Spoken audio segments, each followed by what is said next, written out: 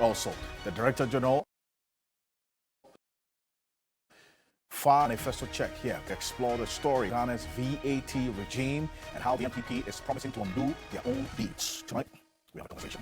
As always, you're an integral part of it. Let's hear from you. The hashtag we're using is Ghana Tonight on Facebook and on X. Let's get talking.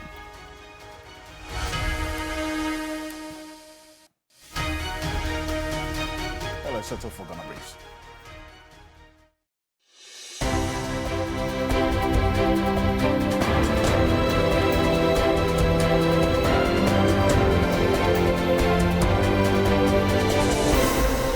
The opposition National Democratic Congress says it has detected over 250,000 instances of irregularities in the electoral roll.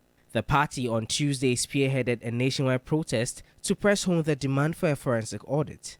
In a petition submitted to the Electoral Commission, the party demands an independent forensic audit of the voters' register and its IT system, re-exhibit the register after the forensic audit, and review and correct all unauthorized transfers. What we are doing is to prevent war in this country. If you want to prevent war, you fight to remove everything that has the tendency to generate into war. There is no option. There is no sitting on the fence. If you sit on the fence today and allow conflict to mature into war, you will be conscripted into the army to fight and die. So instead of waiting for war to break, for you to be conscripted to go and fight and die, fight now against the elements that are generating the conflict.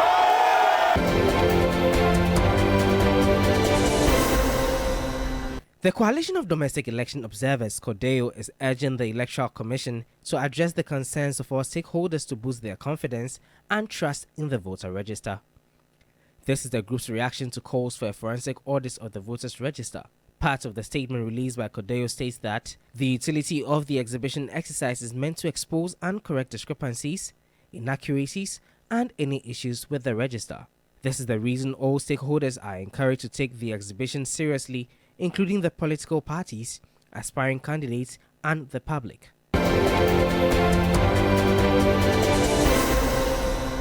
The ECOWAS Commission has urged the National Democratic Congress and the Electoral Commission to resolve their differences internally amidst escalating tensions over the voters' register.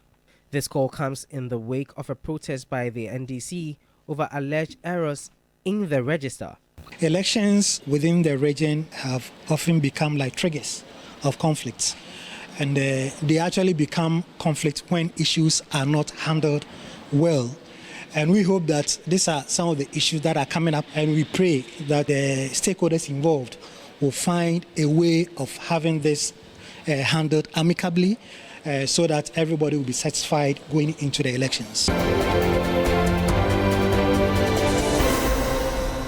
The nation's chief Imam has added his voice to the ongoing concerns about the political climate as Ghana approaches its next election. Speaking through his spokesperson Sheikh Arimi, the chief Imam stressed the importance of peace, urging political leaders and stakeholders to ensure transparency and accountability in the election process. As citizens, he said we must keep the peace. He calls on all those who are stakeholders in our election processes, i.e. the EC must do all that it takes to ensure that there's transparency and accountability, to ensure that we can have a credible election that will guarantee a credible result.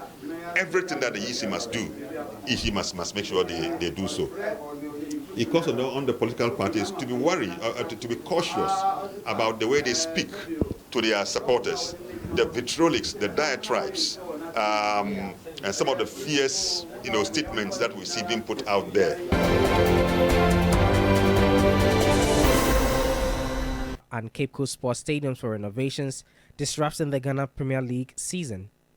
This highlights deeper issues of poor stadium maintenance and the neglect of domestic leagues, affecting teams like Dreams FC and Accra Hearts of Oak.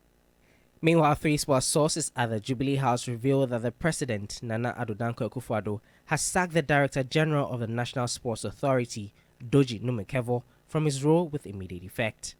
Definitely going to affect how they run their business. this rescheduling of venues definitely is going to affect spectating.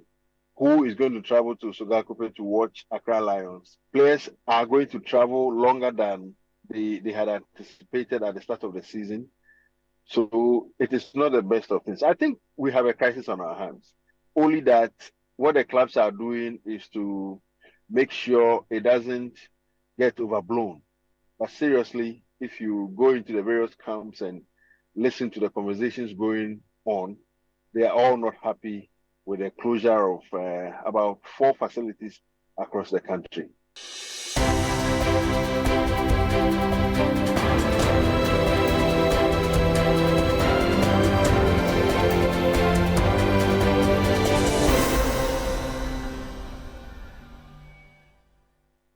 It's more news on 3news.com. Make some time and visit 3news.com. This is Ghana Tonight.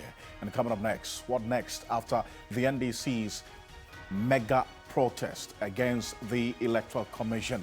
That's the question tonight. And already NDC giving indications of what's going to be coming up next and why really they want the Electoral Commission to heed to that call that they are making. And we remain your election command center. We were in all 16 regions across the country where this protest took place.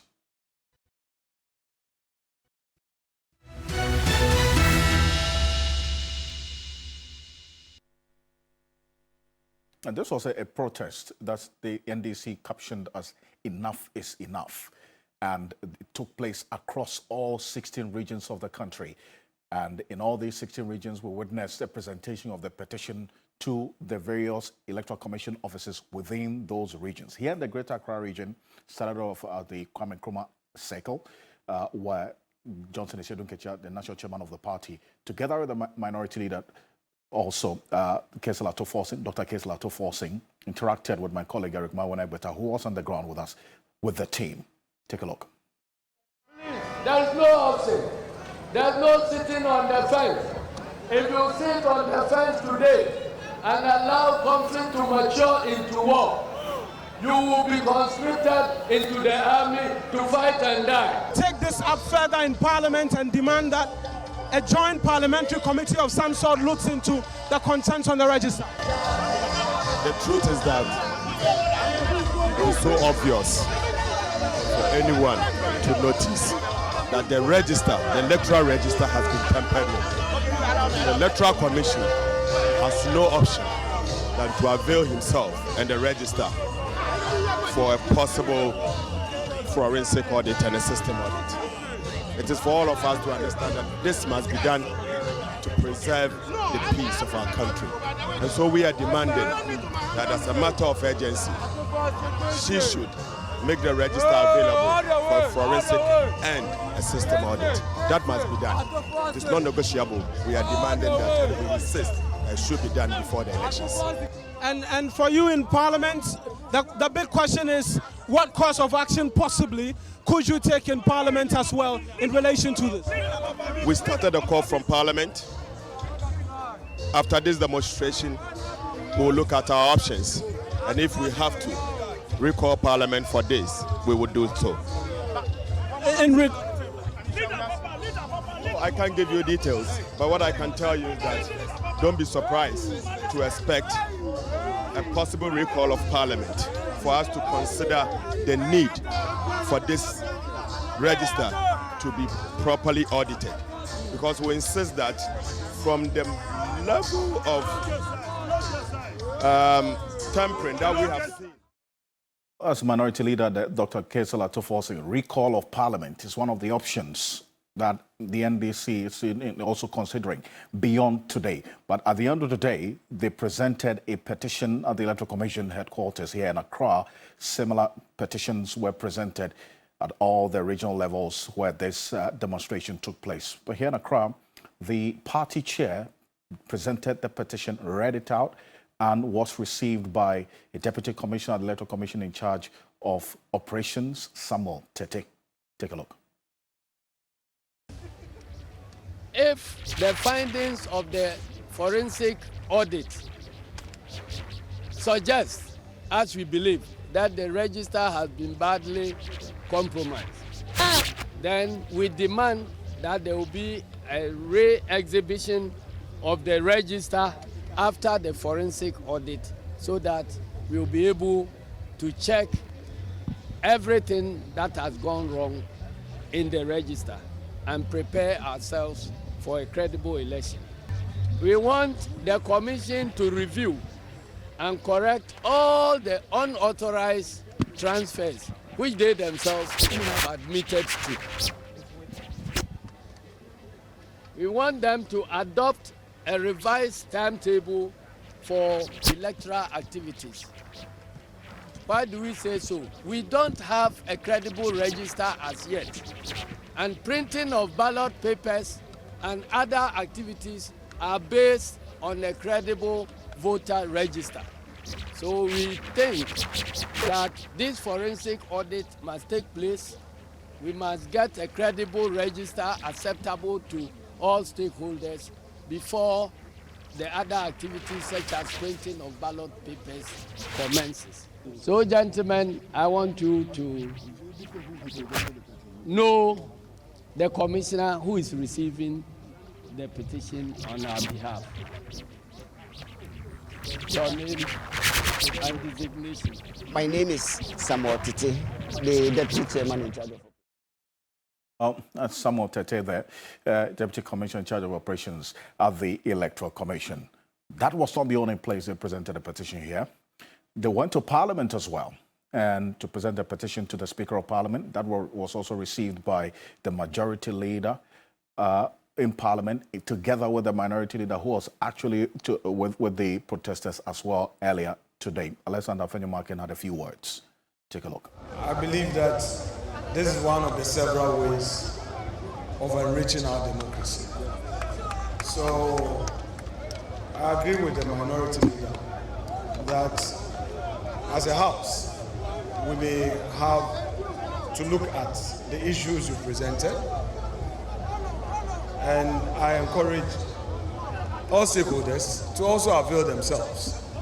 I standing here is on record of having taken EC to the Supreme Court to stop a whole these assembly elections for some irregularities and illegalities, and I made my case at the Supreme Court. That's a matter of record. And I believe that if there are genuine concerns, we can all raise it and discuss them on the table by following lawful means.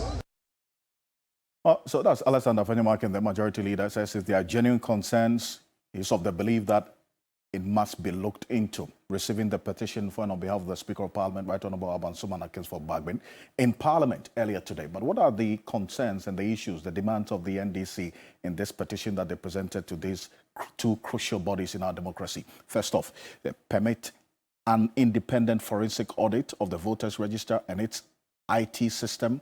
That's the demand, number one. Two, convene stakeholders for collaboration. Also, agree to publish the findings of the forensic audit if eventually conducted. And the fourth demand, re-exhibit the register after the forensic audit. Want that to be done. And also, review and correct all unauthorized transfers. Adopt a revised timeline for electoral activities. Clearly acknowledging the fact that if all of these things are to be done with the forensic audit and so on, that definitely will affect the published calendar of activities for the Electoral Commission. We have 81 days, so you say probably 80 days to December 7 elections. They know that there has to be a review of the timelines for the electoral activities. Finally, institute accountability and integrity measures going into the election. So these are the demands, essentially, that the NDC captured in that petition presented earlier today. This was a demonstration that captured majority of persons who aligned with the NDC, but also the Progressive People's Party had some of their members on the streets. The young and the old were also on the street. Talk about the old. In the Western region, Pakojo Peters, my colleague, interacted with a 96-year-old woman who had a reason to be on the streets today. Take a look. Mommy, I was a woman there. I share demonstration. Ah, Mr. Kaka, woman's back. Now, and now what there is a summer. What about my prayer? 96 years. Now, Madam, what a brand of 96. 96. I Wow. Embre, yeah.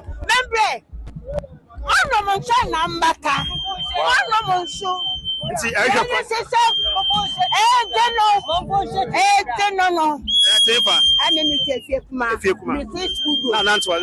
yes. Yeah, that's it. What's your bosom? What my dad is Fumi. Okay, yeah, that's mommy. Oh, that's Grandma Gladys there, 96 years old, from Efiekoma there in Takoradi. And that's my colleague, Pakojo Peters, interacting with her. Well, let's stay a bit further on this matter. Sheikh Arimi Al-Shaibu is a spokesperson of the National Chief Imam. He's joining us on Zoom. Sheikh, salam alaikum to you. Now, thank you for joining us here on Ghana Tonight. And I'm sure that the Chief Imam is watching closely how things are playing out between the Electoral Commission and the NDC.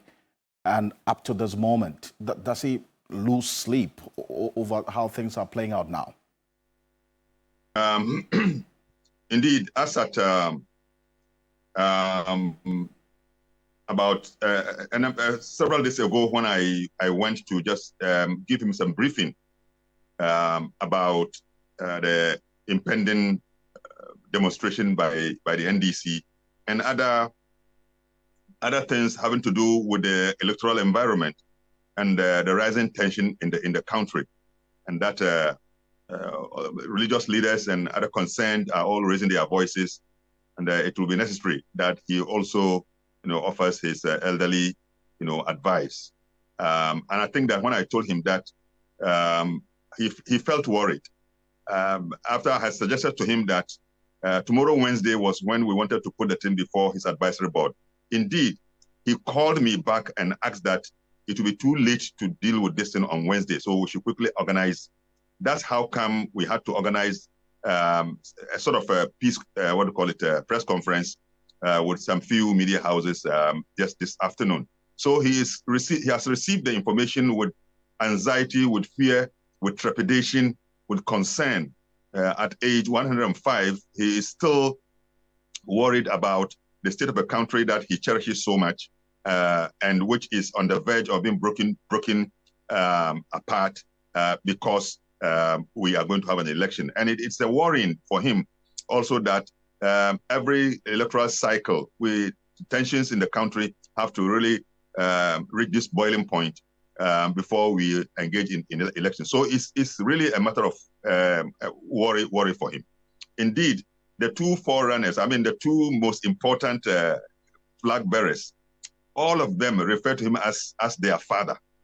In fact, the former President John Dramani Mahama, refers to the Chief Imam, and indeed he said it's not just referring, but that's the reality, that his father handed him over to the National Chief Imam. So his father, His Excellency Vice President Bawumia, also, Chief Imam accepts him as his son. And from the day one he got into this position, it has been demonstrated that he accepts Chief Imam as his father. And that's why the Chief Imam feels that he has now the grounds to be able to talk to his own children, that he is concerned about what is happening, and if they could use their influence to talk to their own grassroots supporters to be careful, to be modest, and to be mindful of what we will do to throw this country into violence. Having to learn the lesson from other countries. So indeed he's speaking to all the flag bearers, but he's speaking to his own children. His two children. Right, and you talk about the two children of the Chief Imam, then rightly said, but with this specific issue, it's not so much about the NDC and the NPP. It's a lot more about the NDC and the concerns they have about or with the Electoral Commission, is it not? Yes, it is true, but the issue about the election involves a number of stakeholders. So this issue cannot be discussed in isolation. So whatever decision is taken, it could have implications for NPP, it has implications for NDC, and indeed it has implications for all the other, flag bearers of the other parties, and indeed the independent candidates are also there. And whatever happens to the voters register, has implications for the chances of all these candidates. And that's why the Chief Imam thinks that we should tread cautiously. And find a way to unravel the stalemate in such a way that we will find a resolution to the problem without breaking our country apart. And indeed, and you followed how things played out earlier today.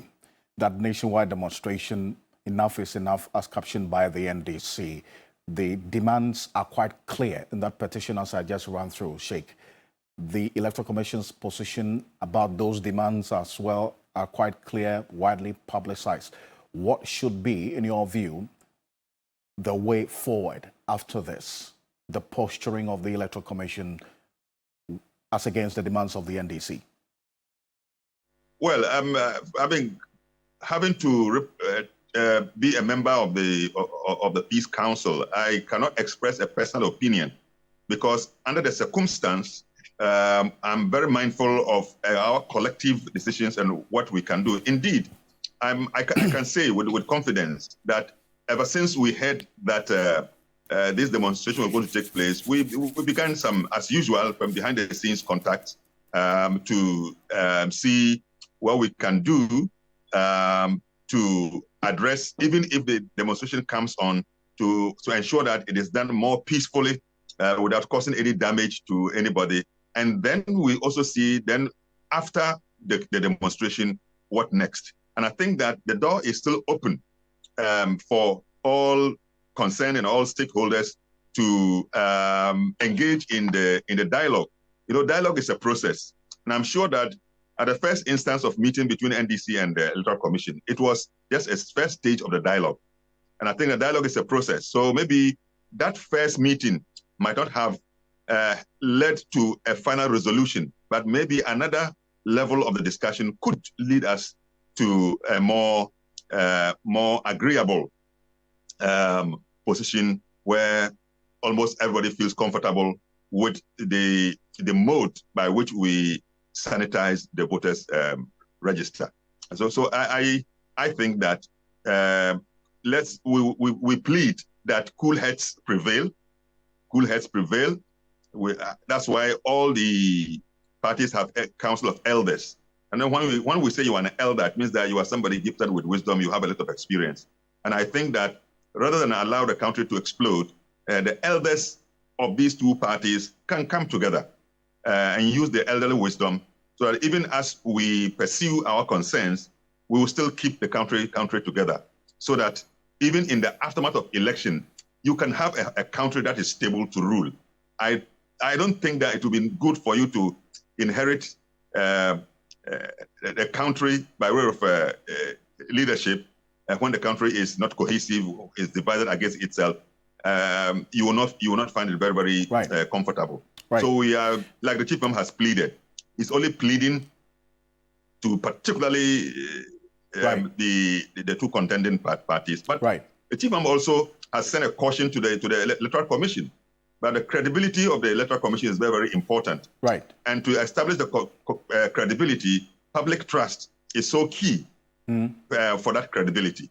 And so the Electoral Commission carries the heavy duty of, guaranteeing trust. That's right. And they must continue to be working on building trust between the EC as an election management body, and indeed not NDC alone, but all the other political parties. When they all trust that everything will be transparent, everything will be credible, I'm sure that it will be saved the tension that we are all witnessing. So I add my vote to that of the National Chief Imam that the EC must sit up, look at its work very well, avoid what we call avoidable mistakes, and ensure that going ahead, we are still building the trust so that whatever assurance they give, the parties will feel assured. Sheikh, appreciate you. Thank you. Thank you so much for joining us here on Ghana Tonight. And Sheikh Aremia Shaibu speaks for the National Chief Imam. Appreciate you. Thank you for joining us. Let's stay a bit further on this. In the Ashanti region, The demonstration was peaceful until the time for presentation of the petition in the region. Aman Ibrahim Abubakar reported earlier that the police disapproval for all the demonstrators to enter the Electoral Commission premises turned chaotic. Here's exactly what happened.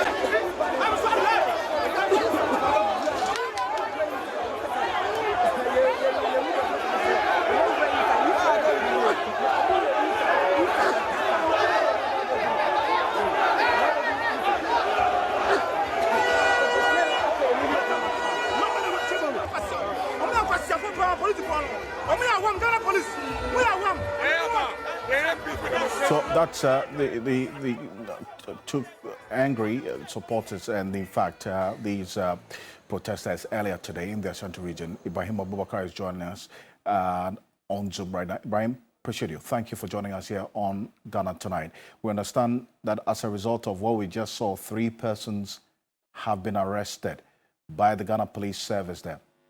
Tell us what's the latest on this one. So, Alfred, as I speak to you now, all the 3 persons who were arrested have been released. In fact, the leadership of the NDC told the police at the EC office that until they release these 3 individuals, they are not leaving the premises. So the police had to give them that assurance that they just want to ask them some questions, after which they will hand them over to the leadership of the party. And as and when they need them for more questioning, then they will have to come to them for these 3 individuals. So, like I said, all 3 who were arrested have been released. I see. And I'm sure that after this altercation that we saw there, it's led to some conversation as to what happened in there. What's been going on in the region as a result of this? Well, I would say what would have been a beautiful demonstration rather turned chaotic. So initially when they began, so they got to the EC office, people lauded everything because it was done peaceful and in an orderly manner. In fact, the demonstrators were following the route. There wasn't a time that they decided to even go against the directives of the police. So we all thought that now that they've gotten to the EC premises to present the petition, then that demonstration would have been tagged as one of the most peaceful in the region. But unfortunately, because others were going against the agreement of allowing only the leadership of the party to enter into the premises of the EC, this whole confrontation erupted. And in fact, some police officers and also some of the protesters were injured and were sent to the hospital. So like you said, it has raised some conversation. The leadership were not too happy because this wasn't what they planned for. They wanted to hear that the following day they've had a successful demonstration, but unfortunately this chaotic scene happened. But in all, they said at the end of the day, looking at the massive turnout, they are satisfied with the whole turn of events. Much for this update from the Ashanti regions. Ashanti regional correspondent Ibrahim Abubakar there followed the protesters in the Ashanti region every step of the way. This is your Election Command Center. On the back of this, the Ghana Police Service has issued a statement. We'll put parts of the statement on the screen right now, essentially commending the general public for the orderliness, generally or largely, of this nationwide demonstration. Ended peacefully in all locations with the exception of an isolated incident at Kumasi in the Ashanti region, which we just showed to you. In Kumasi, contrary to the arrangements agreed between the police and the organizers, the demonstrators attempted to push their way into the premises of the Electoral Commission, and then it says, and pelted the police with stones. The police managed to bring the situation under control and calm was restored. However, one police officer was injured during the incident and he is receiving medical attention. That's a statement issued by the Ghana Police Service on the incident I just showed to you. There's more of this on 3news.com. Make some time and visit 3news.com. But there was one notable development during this protest earlier today. When the protesters got to the Electoral Commission office to present the petition to the officials at the Electoral Commission, it's not too far away from the National Cathedral site where the National Cathedral was supposed to have been built by now. Well, we have some dugouts or we've seen some work going on there, which is supposed to be the foundation of the National Cathedral.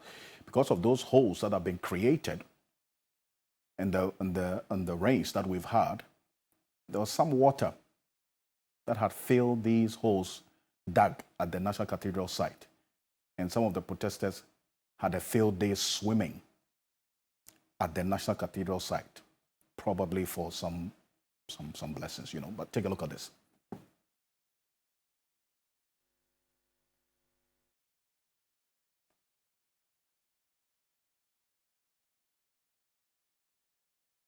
Yeah, so these are the protesters just diving into what you're seeing is not a swimming pool. I just have to put it on record. This is not a swimming pool. It's these holes dug, the foundation that has been dug at the National Cathedral site. And as a result of the rains over the period, we've had water that has been collected in this place.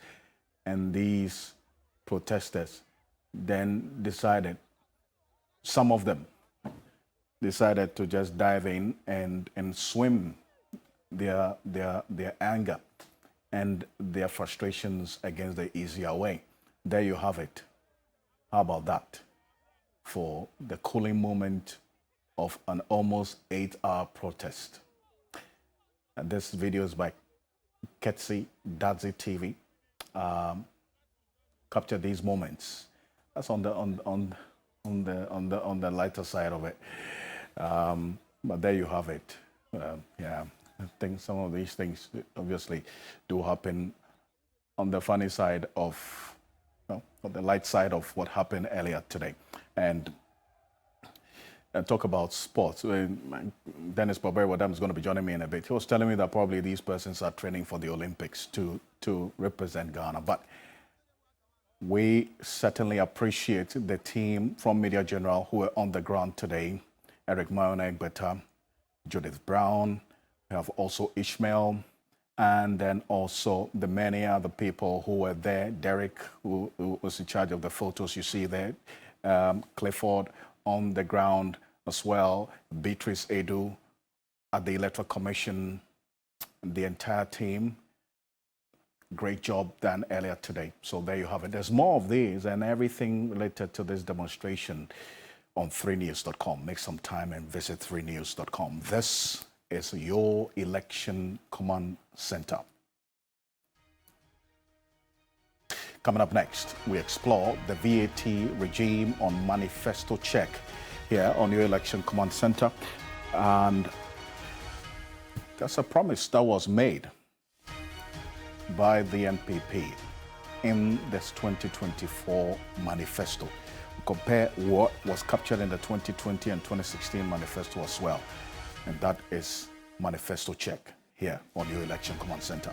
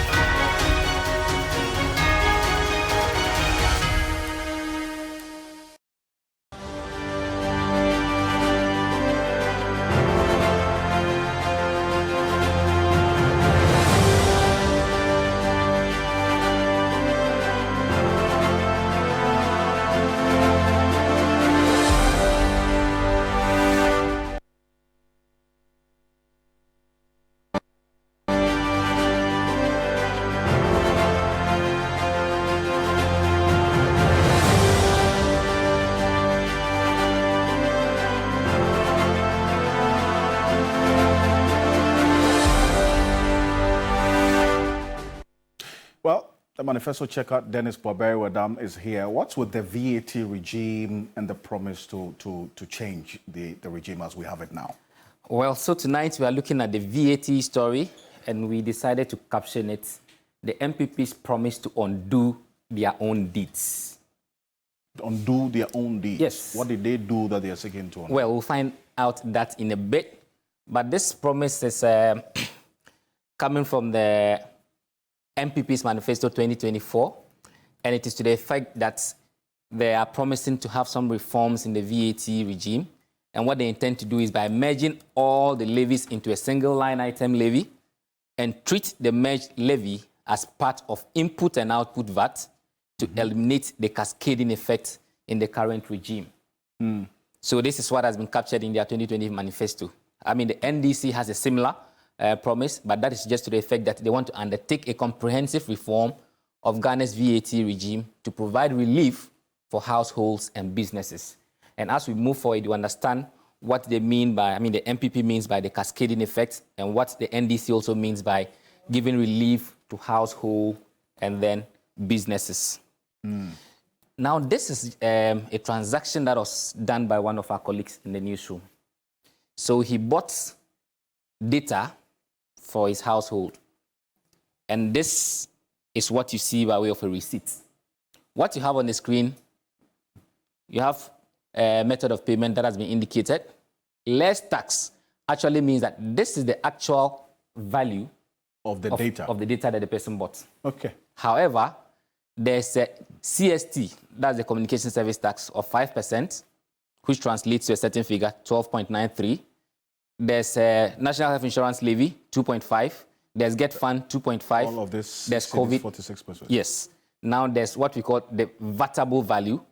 And then on that VATable value, you have 15% applied to it. And at the end of the day, he had to pay 330 cedis. So let me understand this. So if you, after paying for all of this, so if you add the CST, NHIL, Get Fund, COVID-19, that's a separate tax on its own. Exactly. So let's do that breakdown. Please. And you see that in the next slide. Tell me. So this is how it looks like. So this is how much the data costs. Like I mentioned, less tax. You have 258.52 Ghana cedis. The communication service tax is 5%. So 5% of the amount of data gives you 12 cedis, 93 pesos. That aside, now mind you, this is not part of the VAT we're talking about. The VAT used to be Get Fund, National Health Insurance Levy, and then the flat rate, which you call the VAT, put together. Right. Before the MPP era, it used to be 17.5. What that means is that it was 12.5 for VAT, as in VAT, plus 2.5 Get Fund, plus 2.5 national health insurance levy. And it was together as one. I see. And I will show you that in the next slide. But this is what they are doing. So this is the current regime. Okay. So first, you calculate the communication service tax. That amount is here. The National Health Insurance has its figure. The GET Fund, COVID-19 levy is there. Then you add all these elements. So 12 cedis plus 6.46, 6.46 plus 2.59, add it to the total amount of money, which was here. 258 cedis, 52%. That gives you 286.96. Now, on this figure, you calculate the flat rate of VAT, or the VAT itself, 15%. which is 15%, which gives you 43 cedis. 43 43 cedis yes. thereabout. Now add that figure to this again, then you get 330.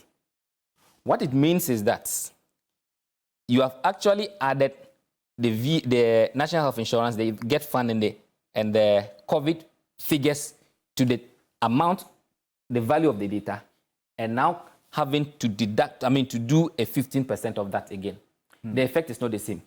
Now let's look at what used to happen in the previous regime and how much you would have paid if you were doing the same transaction for the same value of data as in 258.52. So in effect, this one, we're actually paying a total of about a little over 70 Ghana cedis in taxes. Yes, if you do the calculation.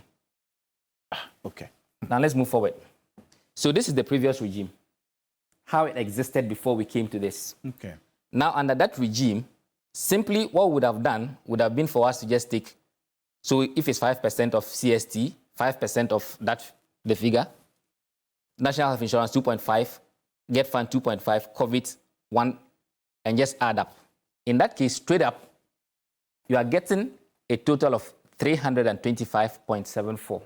I see. So by virtue of the MPP decoupling the National Health Insurance and then GET Fund from the flat rates, it has actually increased the amount of taxes that we pay.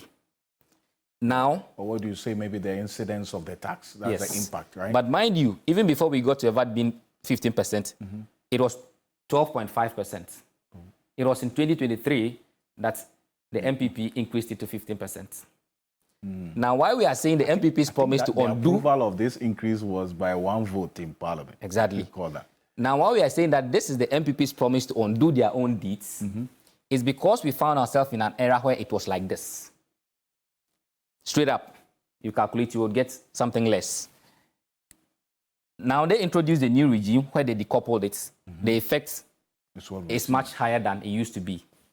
Now, we have the flag bearer of the same party that brought us here, promising us today that when he comes, he's going to take us back to where we were. Now, it's not even a question of a flag bearer. It's the question of party, because tonight we're looking at party manifestos. Indeed. This was an MPP government doing. It is their deed. The same MPP manifesto today, we are seeing in there that they are taking us. So these are the details of the 2024 manifesto? This is from the 2024. Okay. All right. So in essence, what we are saying is that it's a promise for them to undo their own deeds. And that's it for Manifesto Check tonight. The verdict, as always, is with the people.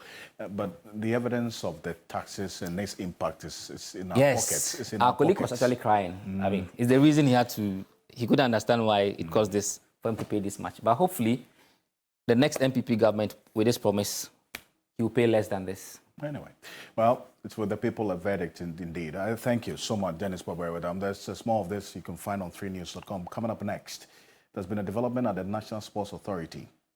The man at the top has been sacked, and we'll tell you why and whether that solves the problems that we're faced with. From the sports journalist perspective, Sadiq Adams is going to be joining us. Stay with us.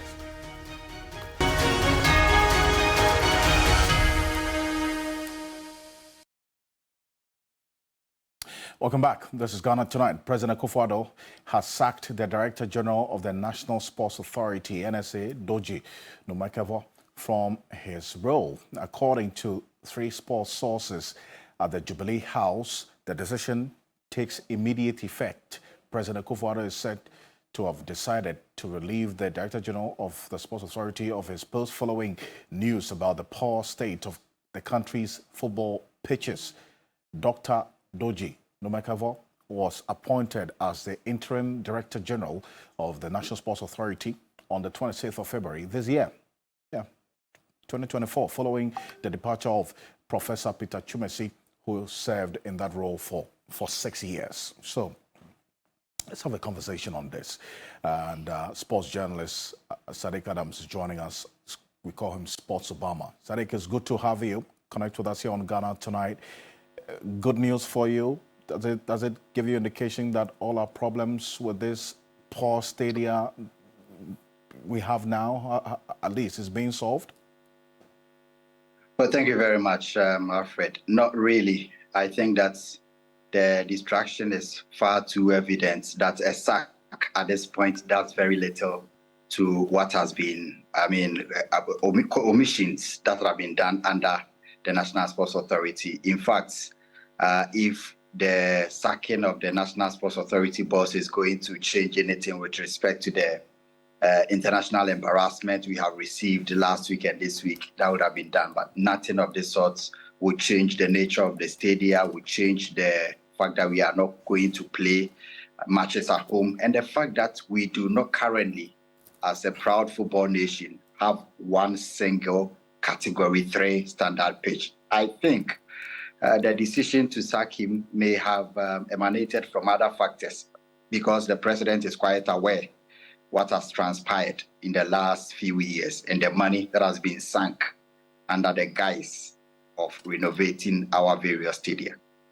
I see. So you said this is a distraction at best from where you sit.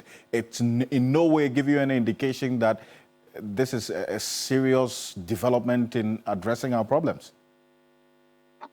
Not really, because the previous National Sports Authority director was charged at the Auditor General's report. So the Auditor General charged the National Sports Authority. He was sacked in March. That's 6 months ago. It did nothing. It did little to the nature of our pitches. There was Robert Safo-Mensah, who was found to have involved himself in misconduct in 2018.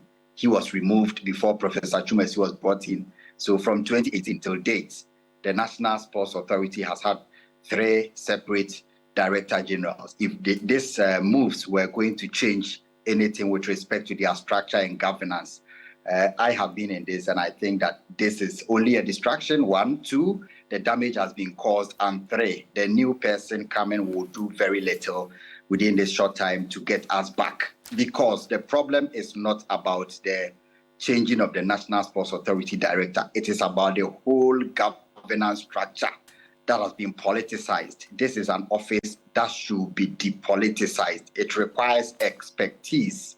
It requires people to stay longer, have institutional memory, people with the professional touch to know how to manage sporting infrastructure.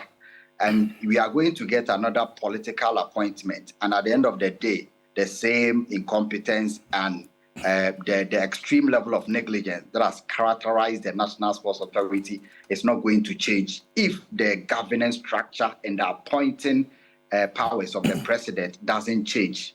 If we are still going to get political people, the previous National Sports Authority director was contesting for parliamentary seat in his constituency.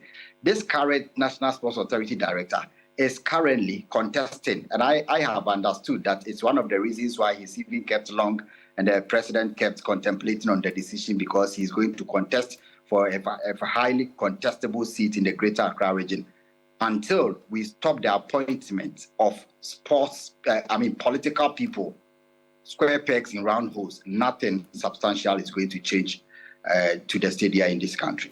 It's important to make this point, because some of the videos of the stadia we have in this country that we're showing on our screens, disgraceful to say the least, is it not? It's very embarrassing to know that at this point, Ghana is in the same category as Central African Republic, Djibouti, Eritrea, Burundi, Somalia, Sudan, countries that are war-torn, Chad, Niger, countries that have been banned by CAF for lack of suitable playing surface. And we were a founding father of CAF. we were one of the first African countries to join FIFA. Of all the countries that have been banned, we are the only country to have attended the World Cup on 4 different occasions and 24 times at the African Cup of Nations. Some of them have not even qualified before for the AFCON since its inception. And when things like this happen and there is leadership, it should send strong signals and, bold statements should be made. We have been talking about this for a very long time. If you see the nature of the stadia in this country, as of 2015, 2016, 2017, I can be very emphatic. As of 2017, we had 4 of our stadia passing the requisite or the requirement for granting the approval for hosting a CAF category 2 or 3 game as of 2017. As of today, that's like 7 years down the lane, we do not have one. So from 4 or 5, because we hosted Uganda in Tamale in 2017, Mediama and Asante Kotoko played in the FA Cup in 2015 final in the Sipon. Cape Coast have been used to host matches until the 6th match distraction, Kumasi Sports Stadium, Accra Sports Stadium. So we had 5 as of 2017. What may have transpired to the point that all of them are in complete distraction and embarrassment? It's deplorable, to say the least. Dishonorable, despicable. It's scandalous if you think about it. If we don't see this as a national shame, I don't know. And you saw how the CAF president was decrying and feeling shy to mention the name of Ghana, that what on earth will lead to a country like Ghana not having a standard, that is the basic pitch to host matches. And when I say it's not about the manner of sacking people, the negligence that 5, 6, 7, 8, 9 days to a game, an international game, the National Sports Authority is able to grant access of the playing fields for all manner of events, including a music concert, church. And we know that the natural, reclamation of the pitch takes over 2-3 months to get it to the standard. If you have a Director General of the National Sports Authority who goes ahead to grant access to church events for cars to be driven on the field with 10 days or 15 days to an international game, it means that he is either being negligent, he is ignorant of the role he's occupying, or he's purely incompetent. And you can combine that perhaps it is all, enveloped in the recklessness that they deal with. Because if you do this, you are destroying the stadium, you are destroying the pitch. But what they are interested in is the money they get. And that is why I'm surprised that they have kept long maintaining this political structure of the National Sports Authority. Instead of, the scandals there is serious. The amount of money we waste under the guise of renovating stadium in this country could have built an entirely new stadium in another jurisdiction. And that's a shame and an embarrassment that we have gotten this far. I think that sacking him will not change anything, because the previous Sports Authority director was on the same path. He was sacked 6 months ago. Now we don't even, when he was leaving, we had one. Now we have none. Unfortunately, it's getting worse, is it not? Sadiq, thank you. Thank you so much for leaving us with a reality check to go to bed with and think about all the sorrows and wake up in the morning, hopefully, to a brighter day. But make a date with the New Day team. Tomorrow morning, they bring you the constituency and the community manifesto. They're bringing the voices and the microphone to a community near you. So make some time and watch New Day tomorrow morning. And across all Media Journal platforms, there's a lot of offering for you in the morning. My name is Alfredo Kanse. On behalf of the rest of the team here on Ghana Tonight, to have a good night.